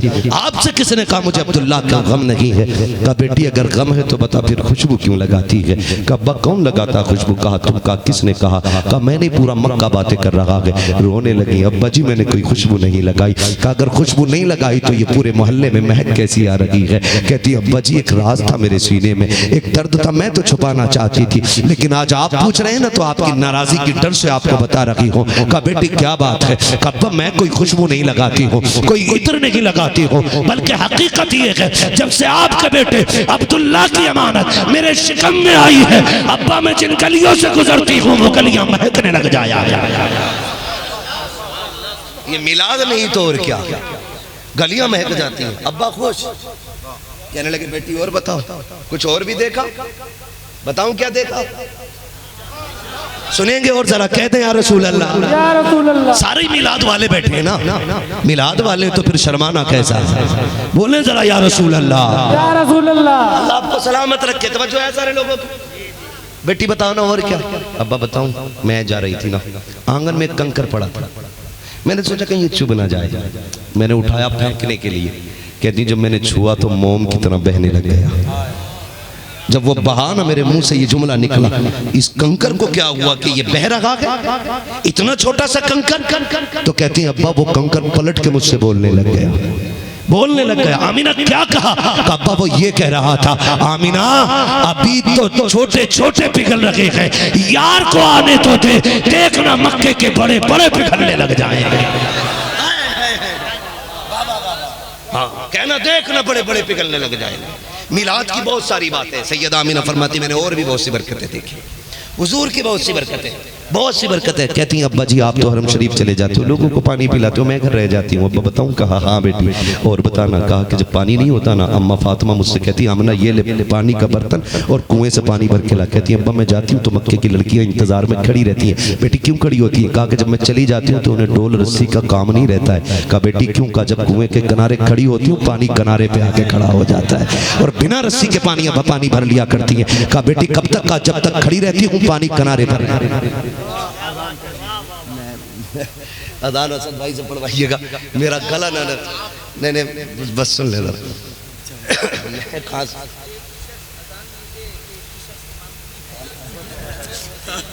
ये शख्स से जनाजा भी पढ़ा है।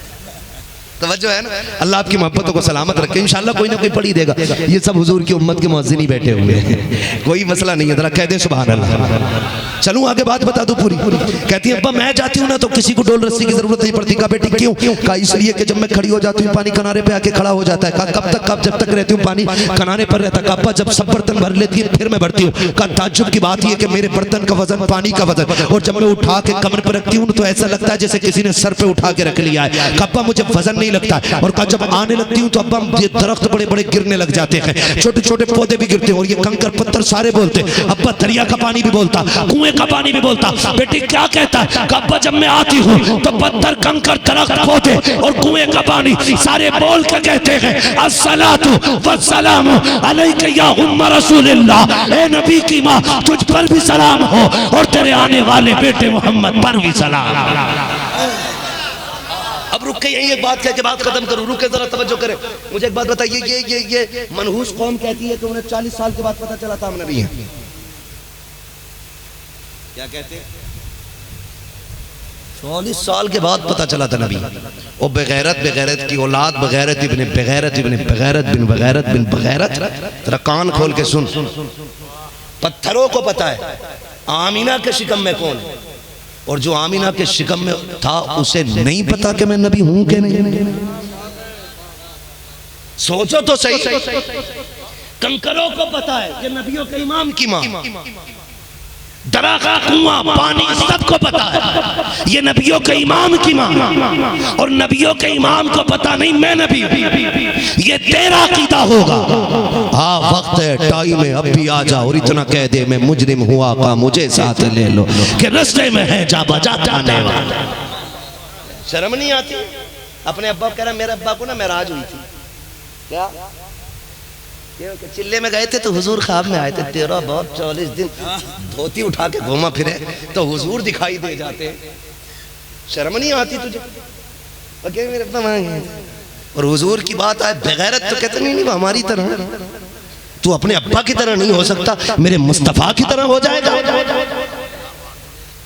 मेरे इमाम ने क्या गलत कहा? सच्ची तो कहा है। और तुम पर मेरे आका की इनायत न सकी, नजदियो कलमा पढ़ाने का भी एहसान गया। कम से कम कलमे की वजह से झंडा लगा ले। शर्म नहीं आती? तवज्जो है सारे लोगों की? हाँ पत्थरों को पता ये कौन आने वाला है। और फिर नबियों के ये कहने लगे हमारी तरह ये पैदा हो तो बदबू पूरे मोहल्ले में। पूरा घर लीपा पोता जाता कि ये आए हैं, इनके आने के 40 दिन बाद मेरे हुजूर आए। सैयद आमीना फरमाती है फिर वो रात आई जिस रात में मेरा लाल आने वाला है। उस रात को सुन्नी 12वीं शब कहते हैं। कहती हूँ उस दिन मुझे बड़ा एहसास था अपने शोहर की जुदाई का। 1 मिनट बचा है, क्या इंसाफ करूं मौजू के साथ। मसला यह है हमारे असद भाई के साथ तो फरमाइशें लगी रहती हैं। मैं वो आदमी हूँ भाई, मेरे आने से पहले 15-20 फरमाइशें होती कि इस पे भी बोलना, इस पे भी बोलना, इस पे भी बोलना। एक हंगामा मैशर हो तो भूलूं उसको, सैकड़ों बातों का रह के ख्याल आता है। 1.5 घंटा बोलते हुए हो गया है, अभी 1-2 मौजू पे बात हुई है, मुकम्मल उस पे भी नहीं कर पाया क्योंकि वक्त कम था। इंशाअल्लाह जिंदगी रहेगी ना तो फिर बात पूरी करेंगे। बस मैं आखिरी बात करके बात खत्म करने लगा हूँ, जरा कह दे सुभान अल्लाह। सुभान अल्लाह। फ्री में जन्नत चाहिए नहीं ना, वो सर कटाने पड़ते यार तब जन्नत मिलती है। तुम सुभान अल्लाह कहते हुए भी डर रहे हो, बोलो जरा सुभान अल्लाह। सुभान अल्लाह। अल्लाह आपको सलामत रखे। बस तवज्जो है ना सारे लोगों की। फरमाती आज ना जब 12वीं शब आई तो मुझे आज मेरे शौहर की याद आ रही थी। कहती मेरे घर में अंधेरा, अकेली कोई था भी नहीं। मैं सोच रही थी काश अब्दुल्ला होते ना, आज अकेली नहीं होती। जैसे विलादत के वक्त औरतों के पास कुछ औरतें आ जाती हैं उनकी मदद के लिए, हिम्मत के लिए। सैयद आमीना कहती मैं सोच रही थी काश अब्दुल्ला होते ना तो आज ये चिराग भी जलता, अंधेरा नहीं होता और मक्के की खानदान कुरैश की 5-6 औरतें मेरे पास होती, मैं तन्हा नहीं होती। कहती इस ख्याल का आना था। कहती अचानक मेरे घर की दीवार फटी, फदखला सलासुन निस्वा, 3 औरतें मेरे घर में आ गई। कहती कद उनके खजूर बराबर थे, चांद जैसे उनके चेहरे चमक रहे थे। कहती मैंने उनको देखा, कहना कौन हो का नहीं पहचाना। कहती उनमें से एक कहती है मुझे हव्वा कहा जाता है, दूसरी कहती है कि मुझे मरियम कहा जाता है, तीसरी कहती है कि मुझे इस्माइल की अम्मी हाजरा कहा जाता है। एक रिवायत में चौथी औरत का तज़किरा है, चौथी ने कहा मुझे फिरौन की बीवी आसिया कहा जाता है। नबी की अम्मी कहती मैंने पूछा क्यों आई हो? कहा आमीना मुबारकबाद देने आए हैं क्योंकि तू सारे नबियों के इमाम की माँ बनने वाली है। कहती वो मुबारकबादी दे के गई है। अचानक मेरे घर में चांद जैसी रोशनी फैल गई। मैंने मुड़ कर सरहाने की तरफ देखा तो मेरे सरहाने में चांद जैसी जैसी खातून खड़ी है। मैंने कहा हो कौन? कहा मुझे जन्नती औरतों की हूर, जन्नती हूरों की सरदार कहा जाता है। कहा क्यों आई हो? कहा तेरी आंख में आंसू आया तो रब ने मुझे तेरी दाया बना के भेज दिया है, तेरी खिदमत के लिए आई हो। नबी की अम्मी कहती है मेरी बारगाह में प्याला पेश किया गया पानी का, वो पिया। कहती मेरा घर भी रब ने सजाया, आसमान के तारों से घर सजाया गया। कहती मेरा घर सजा है और सजने के बाद उसके बाद कहती जब सहर का वक्त आया है फखरज मिन्नी नूर, मेरे जिस्म से नूर निकला। कहती जब मेरा शहजादा जलवागर हो गया मेरे जी में आया, देखो मेरे लाल की आंखें कैसी हैं, उसकी जुल्फें कैसी हैं, उसके नाक कान कैसे हैं। हर माँ चाहती है अपने बच्चे को देखे। सैयदा आमीना कहती है मैंने भी देखना चाहा, आओ सड़ौआ आके देखो, तुम पैदा हो बदबू आती है, मेरा नबी जलवागर हो रहा है। इमाम अहमद रजा ने नहीं, नबी की अम्मी कहती है जब मेरी नजर पड़ी, मेरी पहली नजर बेटे के चेहरे पे पड़ी, क्या देखती हूँ? मेरे लाल की आंखों में सुरमा लगा हुआ है।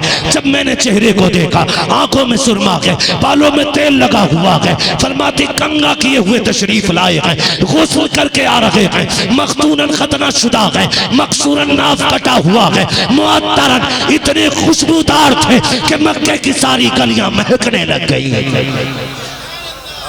अल्लाह अकबर। ये कि मेरी तरह मेरा इमाम कहता उनकी महकने दिल के गुंचे खिला दिए, जिस राह चल दिए गए कूचे बस आती हो। फिर फरमाती आते ही मेरे नबी ने सजदे में सर रख दिया। नबी की अम्मी कहती हैं काना साजिदा, आते ही सजदे में चले गए और कहती मैंने देखा मेरे लाल के होठ हिल नहीं, देखो क्या कह रहा है। कहती जब कान लगाई तो मेरा लाल कह रहा था रब्बे हबली उम्मती, रब्बे हबली उम्मती। जमील कादरी तड़प गए, कहने लगे रब्बे हबली उम्मती कहते हुए पैदा हुए। रब ने फरमाया कि बख्शा अस्सलातो, वो कहते मैं वो सुन्नी हूँ जमील कादरी मरने के बाद मेरा लाशा भी पढ़ेगा अस्सलातो अस्सलातो अस्सलातो वस्सलाम। मेरे हुजूर आए, आते ही सजदे में सर रखा और जैसी सजदे में आए अल्लाह ने तमाम रूए ज़मीन को पाक फरमा दिया, तमाम रूए ज़मीन को। इधर हुजूर सजदे में, अब्दुल मुत्तलिब कहते हैं उधर काबा झुक गया। मेरा इमाम कहता जिनके सजदे को महराब काबा झुकी, उन भवों की लताफत पे लाखों सलाम।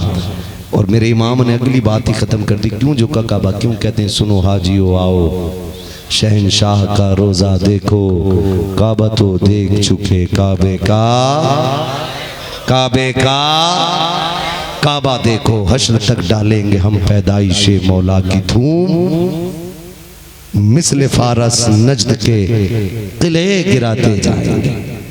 क्यों?